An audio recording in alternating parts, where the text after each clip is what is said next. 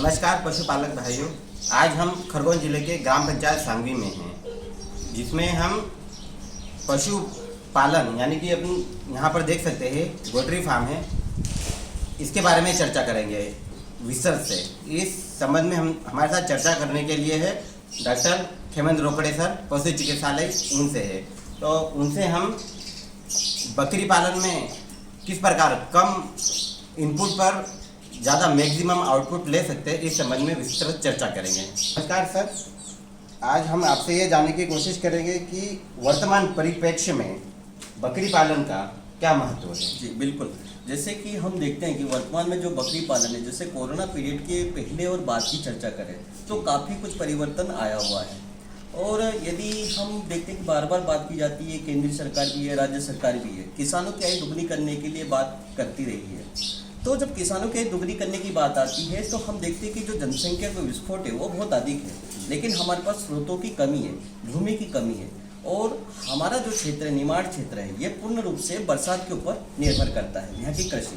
तो काफ़ी हद तक हम देखते हैं कि हमारा जो क्षेत्र है, जो निमाड़ क्षेत्र है, खासकर हमारा खरगोन का जो क्षेत्र है वो शुष्क क्षेत्र है। वहाँ पे 8 से 9 महीने मैक्सिमम यहाँ पे गर्मी रहती है। तो ऐसे क्षेत्र में यदि हम बात करें कि किसानों की आय को दुगना करना है तो हमारे लिए एक की रोल यहाँ पे निभाता है बकरी पालन। बकरी पालन से हम किसानों की आय को डबल कर सकते हैं।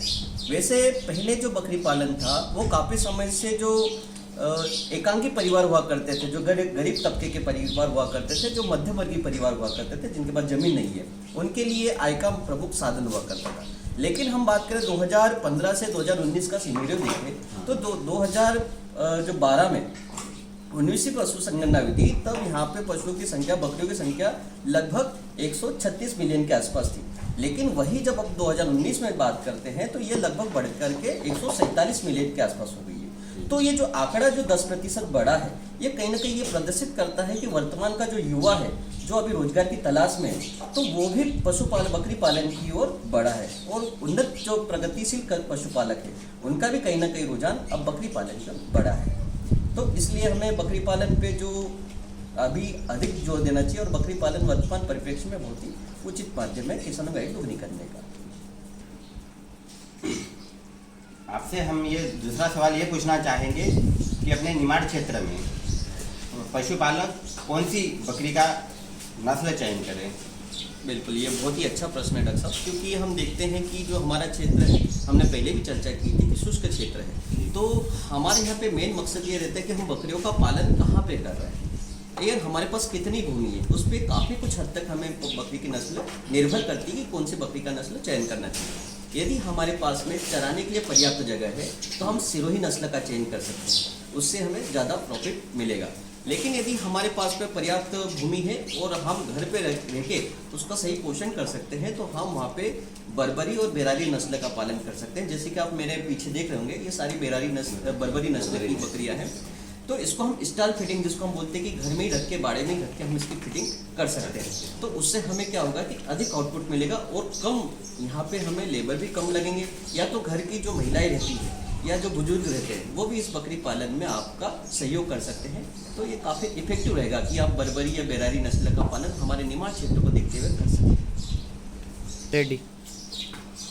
आपसे सर तीसरा सवाल हमारा यही है कि बकरियों का आवास किस प्रकार का होना चाहिए और उनको मतलब कैसी जगह पर रखना चाहिए। बिल्कुल बिल्कुल, ये बात बहुत ही अच्छी है। देख रहे हैं हमारे पीछे ये जो जगह है हमारे ग्राउंड लेवल से थोड़ा ऊपर है, इसलिए इसका जो फ्लोर है एकदम नीचे है।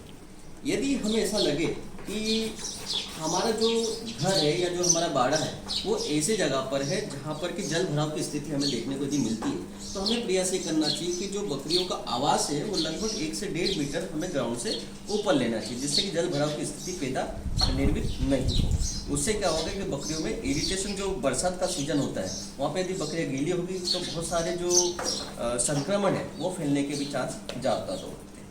फिर आप यहाँ पीछे मेरे बाड़े में देख रहे होंगे कि आपको पर्याप्त जगह दिख रही होगी। यहाँ पे हम एक बकरी के लिए 3 बाई 4 फीट की जगह पर्याप्त मानते हैं। इतना आवास उसके लिए जगह होनी चाहिए ताकि वो पूरा घूम सके और उसकी प्रॉपर एक्टिविटी कर सके, जिससे कि उसके ग्रोथ में उसके कोई दिक्कत नहीं आएगी। स्टार्ट। जैसे कि आप ये देख सकते हैं मेरे पास ये बर्बरी नस्ल का कीड है। तो सर मैं चौथा सवाल आपसे ये पूछना चाहूँगा कि बकरियों को क्या खिलाएं जिससे वो कम समय में उनके वजन में अधिक से अधिक बढ़ोतरी हो। बिल्कुल डॉक्टर साहब, हमने देखा है कि हमारे क्षेत्र में जो एक दो बकरी पालक है जो कम बकरियां रखते हैं, वो भी क्या करते हैं, बकरी को चरा कर लाते हैं, उसको बांध देते हैं, उसको कुछ भी नहीं देते हैं। लेकिन ये हमारी बहुत ही गलत प्रैक्टिस है। हमें जब यदि हम बाहर से चरा के ला रहे हो या घर पे इस स्टॉल फीडिंग कर रहे हो, तो हमें इसके पोषण पे बहुत ध्यान देना है। जैसे कि हम चर्चा करते हैं कि जो हमारा जो मूल दाना है, जितना हम खिला रहे हैं बकरी को, उसका 1/3% हमें कंसनट्रेट लेना है, मतलब दाना मिश्रण लेना है, और 2/3 अपने उसमें फोडर ऐड करना है। जिसमें आप अभी वर्तमान में जो हमारे क्षेत्र में जैसे अर्जन है, इमली की पत्तियां हैं, जो पत्तियां जितनी भी रहती है, जैसे इमली की पत्ती, अर्जुन की पत्ती, इनका भेड़ा की पत्ती, इनका उपयोग कर सकते हैं। साथ में आप जो मशरूम, इसका दाना तो खिला ही सकते हो उसके सूखे के लिए। लेकिन हम बात करते हैं कि इसकी ग्रोथ कैसे हो, इसके वजन में वृद्धि कैसे होना चाहिए। तो हमें जब हम इसको माँ से अलग करते हैं, उसके पश्चात ही हमें प्रयास ये करना चाहिए, इसको दाना मिश्रण खिलाना चाहिए। बड़ी बकरियों के लिए हम 250 से 300 ग्राम डेली दाना दे सकते हैं, और छोटे बच्चों के लिए 50 ग्राम के आसपास हम दाना दे सकते हैं, जिससे कि समय पर इसके वजन में वृद्धि आपको देखने के लिए मिलेगी। और आपका जो मार्केटिंग का जो समय है 1 महीने का, 1 साल का, वो समय पे उसका वेट आपको देखने के लिए मिलेगा। बिल्कुल डॉक्टर साहब। अगला प्रश्न सर आपसे ये पूछना चाहेंगे कि बकरियों में मतलब सामान्य तौर पर कौन कौन सी बीमारियां होती है और हम किस तरीके से उनसे बचाव कर सकते हैं। बिल्कुल, पशुपालक कई बार डॉक्टर साहब के हमारे अवेयर नहीं रहते हैं हाँ। इस बारे में कि बकरी में कौन कौन सी बीमारी होती है। लेकिन हमेशा यदि हम बकरी पालन करना चाहते हैं और वैज्ञानिक तरीके से बकरी पालन करना चाहते हैं, तो उसमें बीमारियों की प्राथमिक जानकारी आपको होना चाहिए। जैसे आपको पता होना चाहिए कि बकरी कब बीमार होती है, उसके जो लक्षण क्या क्या होते हैं। बकरी झुंड में नहीं रह रही है, बकरी की थूथन सूख रही है, या हमको देखने के लिए मिलता है बकरी ने खाना कम खाया है। तो ये कुछ ऐसी चीज़ें हैं जो आपको बताती है कि बकरी बीमार है आपकी, जिससे कि आप तुरंत पशु चिकित्सक से परामर्श ले सकते हैं। सामान्य तौर पे अपने क्षेत्र में जो बीमारियां हैं वो सर्दी जुकाम की और दस्त की रहती है, जिसको PPR और ETV नाम से बीमारी हम वैज्ञानिक भाषा में कहते हैं। लेकिन ये जो बीमारियां हैं इनका समाधान भी है, क्योंकि जितनी भी बीमारियां हैं इनके टीके उपलब्ध हैं। तो हम टीकाकरण के द्वारा होने वाले हमारे नुकसान से बच सकते हैं। एक और महत्वपूर्ण बात ये होती है कि कभी कभार बकरियों में चमक कम देखने को मिलती है, कि बकरियां थोड़ी डल और डिप्रेस दिखती है, ठीक, मतलब सुस्त सी नज़र आती है। हाँ। तो और हम जो उसको खिलाते हैं कहीं ना कहीं उसके शरीर में नहीं लगता है, उसका वेट गेन नहीं होता, उसकी बॉडी में उसका वेट नहीं बढ़ पाता है। इसी परिस्थिति में हमें मैक्सिमम ये देखने के लिए मिलती है। जैसे अभी अपन सीजन देख रहे हैं, बरसात का सीजन है, तो डॉक्टर साहब इसमें क्या होता है कि कई बार जो पेट के कीड़े रहते हैं उसकी वजह से ये हमें समस्या देखने के लिए मिलती है। क्योंकि जब नई घास आएगी, नया पानी आएगा, तो नया पानी और नई घास जो परजीवी रहते हैं, पेट के अंतर परजीवी रहते हैं, उनके लिए एक अनुकूल मौसम रहता है। उसकी कई स्थितियाँ रहती है, जैसे लार्वा हुआ, अंडे हुआ, ये नए भोजन के साथ इनके आहार नाल में प्रवेश कर जाते हैं, जो कि एक भारी आर्थिक नुकसान की ओर हमें ले जाता है। तो इन परिस्थितियों को बचने के लिए हमें प्रॉपर इसके पेट के कीड़ा मारने की गोली, जिसको कृमिनाशक दवाइयाँ कहते हैं, उसका इस्तेमाल करना चाहिए, डीवर्मिंग करना चाहिए। तो इनको कितनी उम्र में सर अपन डीवर्मिंग कर सकते हैं? जी बिल्कुल डॉक्टर साहब, इसमें क्या होता है कि जैसे जो नवजात बच्चा है, जैसे ये आपके हाथ में बच्चा है, ये अभी 1 हफ्ते का है। जब ये 15 दिन का बच्चा हो जाएगा, तो 15 दिन की एज में हमें इसकी पहली बार डीवर्मिंग कर देना चाहिए। उसके बाद हर 1 महीने के बाद, और साल 3 महीने तक, 1 महीने तक, फिर साल भर तक हर 3 महीने में इसकी डीवर्मिंग करना चाहिए।